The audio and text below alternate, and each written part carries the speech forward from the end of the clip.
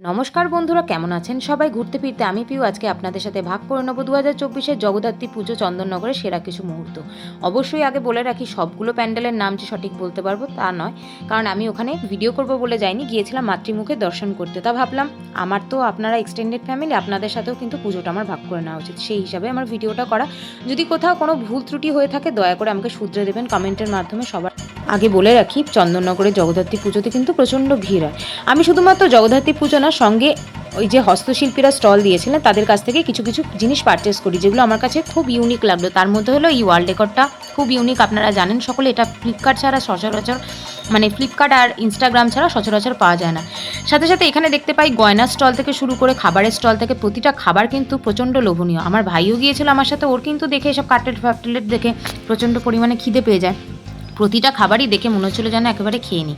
যাই হোক, তার সাথে সাথে এখানে ছিল চিকেন পকোড়া, আরও নানা রকম খাবারের জিনিস ছিল, যার এক ঝলক আমি আপনাদের সাথে ভাগ করে নিলাম। আমি চলে গিয়েছিলাম চন্দননগরের 3 নম্বর প্ল্যাটফর্ম থেকে বেরিয়ে ঠিক ডান দিকে প্রথম যে পুজোটি হয় সেই পুজোটি, যেখানে এবারে থিমটি দেখে আমার যেটুকু মনে হলো এটি গৌতম বুদ্ধের আদলে এই থিমটি করা হয়েছে। প্রতিটা জায়গায় গৌতম বুদ্ধ এবং তার সাথে কিন্তু একটি করে দুপাশে দেখুন দুটো নিউল রয়েছে। নিউল বলাটা হয়তো ভুল হবে, বেজি রয়েছে। তো যাই হোক, এই হচ্ছে প্যান্ডেলটি। বাঁশের চেরাই বাঁশ দিয়ে কিন্তু প্যান্ডেলটি করা হয়েছে, সাথে ছিল শোলার কাজ এবং পটচিত্রের কাজ। প্রতিটা জায়গায় আপনারা দেখতে পারবেন যে শিল্পকারের কত সুন্দর হাতের ছোঁয়া রয়েছে। মানে একটা পালকি করা হয়েছে, পালকিটাই কিন্তু মূল গেট। দেখতেই পাচ্ছেন, এই পালকির মাঝখান দিয়ে কিন্তু আপনাদের প্রবেশ করতে হবে। তো যাই হোক, আমি তো ভেতরে ঢুকছি, আপনাদেরকেও সঙ্গে নিয়ে যাচ্ছি। অবশ্যই জানাবেন কেমন লাগছে। আর সামনেই গিয়ে দেখতে পাই গৌতম বুদ্ধের একটা বিরাট মূর্তি।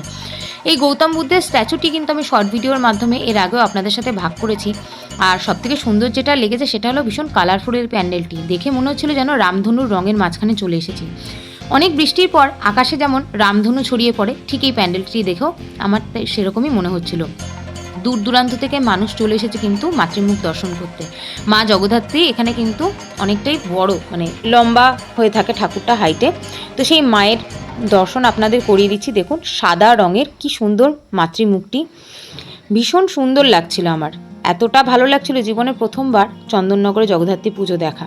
আর এই যে কাজটা দেখছেন, এটা আমি প্রথমে দেখে ভেবেছিলাম কি তুলো দিয়ে করা, তারপরে বুঝলাম যে না, কাপড়টাকে ভাঁজ করে স্টিচিং করে সেলাই করে জিনিসটা করা হয়েছে। আর মাঝখানে মাঝখানে ছোট ছোট লাইট দেওয়া হয়েছে। রাত্রিবেলা এর যে কি অপরূপ রূপ হয় তা হয়তো রাতে যারা এসে দেখে গেছেন তারা বলতে পারবেন। আর তার সাথে সাথে রয়েছে লাল আর সাদা কাপড়ের সাজ, ভীষণ সুন্দর ভিতরটি। কিন্তু আমি এটুকু বলতে পারি যে অনেক যদি মানুষের ভিড়ও হয় তাও কিন্তু এখানে খুব একটা ঠেলাঠেলি হবে না, তার কারণ যথেষ্ট খোলা জায়গাটা। আর মাতৃমুখ, তা নিয়ে আর নতুন করে কি বলবো, অপূর্ব তার সাজ। এই হচ্ছে সেই পালকি, দেখতেই পাচ্ছেন আপনারা। এই দুজন করে লোক রয়েছে, দুজন চারজন করে লোক থাকে। চারজন বলাও হয়তো, হ্যাঁ 4জন করেই লোক থাকে পালকিতে, যেটা আমি দেখে বুঝলাম। তারপরে আপনাদেরকে দেখিয়ে দিচ্ছি দূর থেকে প্যান্ডেলটি দেখতে কেমন লাগছে। লাল সাদা গোল্ডেন কারুকার্যের মধ্যে ফুটে উঠেছে মা দুর্গার পটচিত্র, তার সাথে সাথে পাশেই রয়েছেন গৌতম বুদ্ধের পটচিত্র। আর এই গোল্ডেন জরির কাজগুলোও দেখুন কি সুন্দর লাগছে। লাল কাপড়টা কিন্তু এখানে আবার একদম এক কালারের নয়, বেশ সুন্দর কাজ করা রয়েছে লাল কাপড়টাতে। প্রতিটা জায়গায় কিন্তু কারুকার্যের ছোঁয়া রয়েছে। আর এই রয়েছেন আমাদের কিন্তু গৌতম বুদ্ধ। আমি অবশ্যই আপনাদেরকে বড় স্ট্যাচুটা আরও একবার দেখিয়ে দেবো, যেটা আমি শর্ট ভিডিওতে আপনাদের দেখিয়েছিলাম। গৌতম বুদ্ধের স্ট্যাচুটা কিন্তু অনেক বড়। প্রথমে ভিডিও করতে গিয়ে চান্সই পাচ্ছিলাম না, প্রত্যেকে এসে ওখানে দাঁড়িয়ে দাঁড়িয়ে ছবি তুলছিল। আমি ছবি তুলতে পেরেছি অনেক দেরিতে, আপনারা অবশ্যই সেটা দেখতে পাবেন।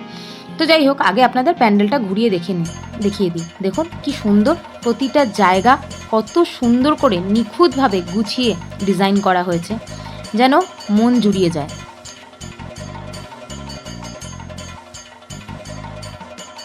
আর এই রয়েছেন আমাদের ধ্যানমগ্ন গৌতম বুদ্ধ, দেখুন কি সুন্দর লাগছে দেখতে। এটি হচ্ছে পরবর্তী প্যান্ডেল, যেখানে আমরা দেখতে পাই দুটি হাঁসের পেটের মাঝখান দিয়ে করা হয়েছে প্রবেশপথ। দুটি প্রবেশপথ রয়েছে। আমি কিন্তু বাঁ দিকের প্রথম প্রবেশপথ দিয়ে ভেতরে প্রবেশ করি এবং আপনাদের সজ্জাটাও দেখিয়ে দিচ্ছি। দেখুন কি সুন্দর সজ্জা, প্রতিটা জায়গায় কিন্তু রাজহংসের ছোঁয়া রয়েছে। আর তার পেটটাতে রয়েছে দেখুন একদম শোলার কাজ, দেখে মনে হবে কি পুরীর রথের চাকা হয়তো। আপনারা নিজেরাই দেখে বলুন, মনে হচ্ছে না? আর তার সামনেই রয়েছে মা শীতলা মায়ের মন্দির।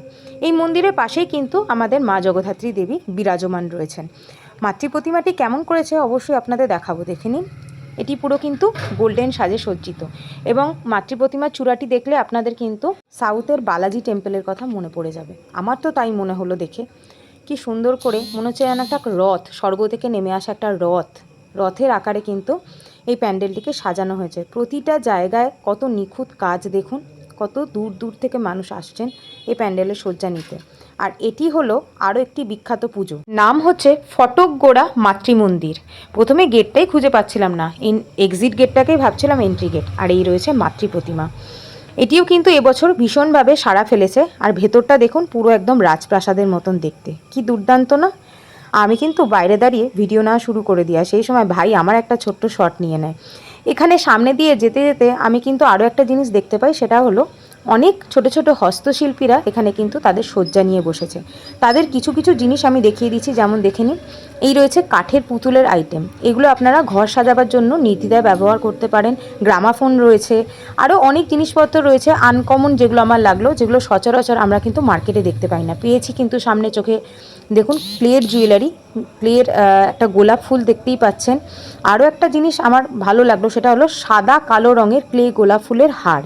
আমার এই জিনিসটা পার্টিকুলারলি খুব সুন্দর লাগলো। আর সবথেকে যেটা ইন্টারেস্টিং লাগলো সেটা হলো প্রতিটা হস্তশিল্পী নিজের সেরা সেরা কালেকশন নিয়ে বসেছে, যার মধ্যে এই ওয়াল ডেকারটা আমার কিন্তু খুব ভালো লেগেছিল। ওয়াল ডেকারটা আমি নিজে কিন্তু ফ্লিপকার্টে চেক করেছি, মূল্য দেখাচ্ছিল 199 টাকা। আমি কততে পেয়েছি জানেন? মাত্র 130 টাকা। ভিডিও কেমন লাগলো